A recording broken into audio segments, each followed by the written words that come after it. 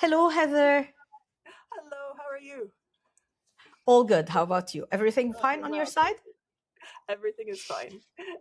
Okay, Heather, I need to pick your brain with regards to the best strategies that you've used when it comes to engaging learners online. I know you have lots of expertise there, so please do tell us. So, when I work with learners online, the most important thing is to know them as individuals, whether they have their cameras on or their microphones on or both of those turned off. It's still important to connect with them and to learn who they are. So, I really encourage other educators and teachers to use the tools that we have available to us. So, whether it's microphone, camera, or chat, to make those connections with people first. That is the most important part when working online. Can you give some examples of what would you usually do to get to know them? And maybe if you can talk to the different age groups, like what are some things you do? When I'm working with younger learners, the very first thing I try to do after connecting with them as individuals is looking at the physical world around them. The virtual Mhm. world and the physical world are not separate. They're two parts of the same space. So if they're learning from their home, we draw on that as a strength. We make sure that we connect the home to the learning. So asking them to do show and tell with objects or doing a scavenger hunt, something as simple as find the smallest spoon in your home is a great question to get them moving around their space and also turning on their cameras to show that spoon. With slightly older learners, so middle school to high school age in Canada would be 12 to 18. We Mhm. try to use online platforms, items like whiteboards. Any virtual whiteboard works really well. Online puzzles, ideas where we need collaborative thinking. So something to get them working together as a team, but also really wanting to contribute, whether that's on microphone or through the chat. And then with adult learners, very similar strategies. It's interesting that you, you would think that adult learners would be completely different, but we're really not, right? We are learners just Yeah. like the young ones, and we need to have that connection to the physical world while also making use of those online platforms and using group problem solving. I think the more group activities that we can do online, the more connected people are going to feel, and that's a really important part of learning together virtually is feeling like we're doing it together and not all in our own little bubbles. Uh, it's very interesting. I love the find the smallest spoon or anything else. It's amazing. The show and tell. I never thought about it myself, but this is so interesting, and I do agree with you when it comes to the group work. The first thing that comes to mind with everybody when we talk about group work is the breakout rooms and something like a Zoom.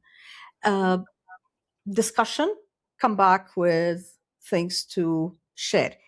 Is there anything else that you've tried that could offer some insights to individuals? Like other examples of group work? So, one role that I like to play as the facilitator, the guide, is I'm just the person that controls the mouse. So, there are Okay. a number of games and activities that we can play together that really do help build that community, that strategizing together because I'm presenting the option, I'm presenting the website, but I am only the mouse controller. I'm not going to do any of that problem solving or any of that thinking. So one very simple example for that is something called spot the difference. Two photos, 10 Mhm. differences. You tell me where to find them. And so it requires a little bit of observation. You can have multiple learners and students working together on it at the same time. If we're using Mhm. something like Zoom, they can use the annotation tools to circle on the screen, which makes it more interactive. And if we're not in a Zoom environment, we can switch to using a whiteboard. And what I do is copy and paste the photo, put it onto a whiteboard, and then everyone can annotate there. So being flexible, I think, is really important when educators are working online because we have to make sure that it works for all the students who we're working with. We have to make sure Mhm. that everyone understands what we're doing and that it's accessible to them. So there are so many different options now. I think people get overwhelmed with choice. And it's really important to learn a few tools very well, but those tools can be flexible ones that can be used in multiple ways. So It's so interesting you're saying the part about being overwhelmed, which is, I think, an understatement nowadays with all the tools that we have. And at the same time, be strong with a couple of tools that you can really manage and then add on. Like, for you, what's the top tools that you feel have really been delivering? And if you don't mind sharing, what is special about each tool? Like some of the tools, if you can share. So a lot of my education background, especially when I'm covering curriculum, is science and math. Okay. Looking at science and math, there are a few websites that just stand out above all of them.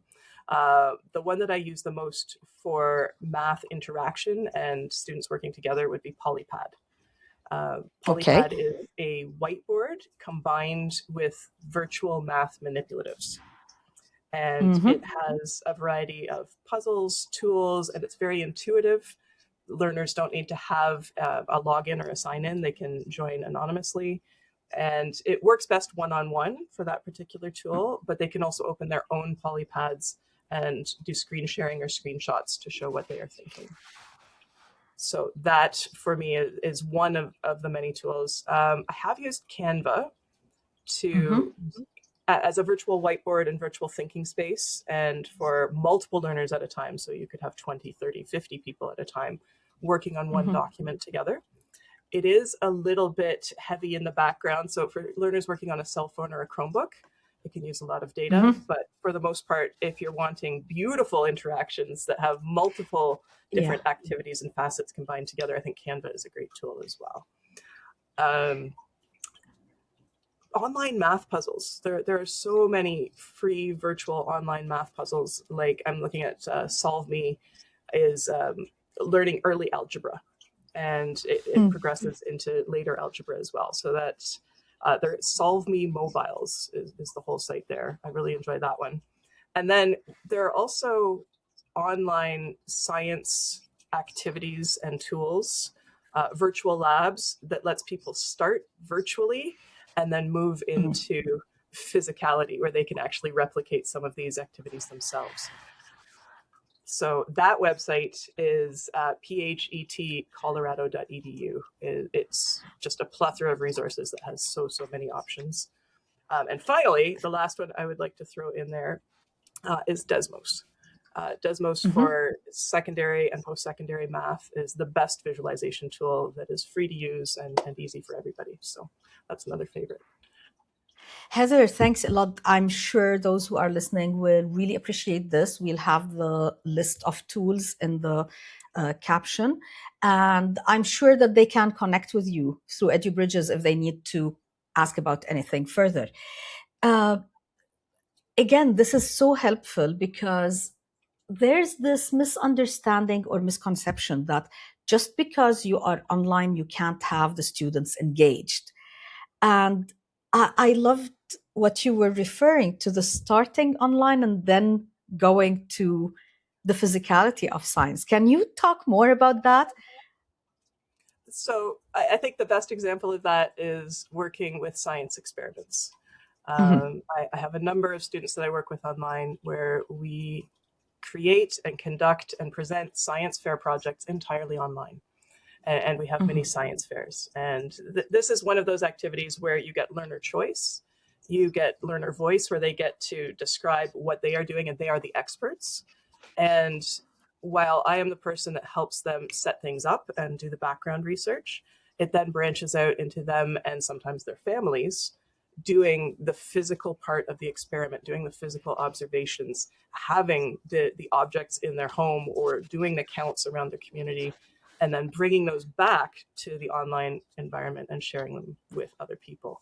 And I think the sharing is the critical part there. That's the part where online we can disseminate information to hundreds of people across a really wide geographical area. And some of the students I work with are very geographically isolated. They don't see other people their same age in their communities. So by coming online, they get the opportunity, hey, I'm 10 years old too. That's fantastic. Or I'm taking that course from that high school. I didn't realize there were other people in my area that were taking it. So it's a great place to connect where you might not run into people in person. But yeah, I think that physical part of we all live in physical bodies, we all live in physical spaces, and that's always going to be an integral part of our learning, whether we're doing it with the person Sure. next to us at a desk or online on the screen. It's very interesting, and I really appreciate your reference to the fact that some of the students are in, I'm not going to say rural, but not in a close proximity of each other. And this is because this is the power of the online spaces. And it's not all about the challenge we faced during COVID to overcome that. Online learning has so much to offer, even in regular days. So, can you give us some of those? Like, what's the greatest advantage you've noticed with regards to online learning? So the students that I work with have a wide variety of reasons for being online. Some of them are athletes with challenging training schedules, where if you can only get ice time or arena time during the day, you don't want to be in physical school at that time. So by being online, we're more flexible, whether it's synchronous or asynchronous. Some students, especially those who come to Canada from other countries, there's an adjustment period, and having Yes. online is a safe space where you can be in your own physical home. You're with your Mm-hmm. family, you're surrounded by comfort, and learning becomes a little less challenging than being thrown into a physical classroom right away. And there are students with medical needs, would be the last one. Yes. A number of students, and this goes above and beyond all the geographic isolation. So yeah, rural Totally. was definitely the word that should be used for the students I was referring to. But then we've got cultural, medical, and just personal time needs sometimes come into consideration. Totally. So, this is something I'd like those who are listening to think of. If there's any particular group of learners or students who they feel there's the need to reach out to, it's always good to invest and learn more about how online can actually help. And I know there are a lot of countries that are trying to invest on a bigger scale in developing programs that can reach to children who are having like health issues, or sometimes just the homeschooling is gaining a lot of traction even in the Middle East at the present time. Mm-hmm. So thanks a lot, Heather. I know there's a lot more to talk about, so I invite anybody who's interested in learning more to reach out to you. We're trying to keep it short, but before we close, I'd like to ask you about your experience. What got you to be, because I know you're an expert in online teaching and learning, what got you here? I have always loved computers. And I started off very, very young with computers as a 6, 7-year-old. But computers have developed throughout my lifetime. The internet wasn't there in the beginning, and then the internet was there, but the computers couldn't do visual chat yet. And it just moved forward. And I was so intrigued with each new step that came along. So Yeah. I had a personal fascination. In addition to that, with the advent of COVID, of course, we moved online. And when that happened, I went to an online classroom where I was working for 3 years. And that was primarily synchronous. And I absolutely loved it. I loved the sense of community. I loved the teachers who were there. I loved the innovation that was happening. And I loved the use of online tools to reach out to people who weren't just in that classroom. So I moved from full-time classroom teaching into a variety of different teaching areas. So tutoring, consults, and just whatever comes my way. But online has allowed me to do that. Virtual teaching is such a new world that I don't think needs to be thrown away because COVID is past, because the pandemic isn't an emergency. I think that we have a lot of value that has come out of that for a lot of people, as we just chatted about, that might have other needs or other ways of connecting. Even just something as simple as you and I speaking right now from different continents is an amazing thing that we need to embrace and really celebrate. Definitely. Thanks a lot, Heather. And I invite anybody who's interested in learning more to reach out. Thank you. Thank you so much. I'm going to stop the recording.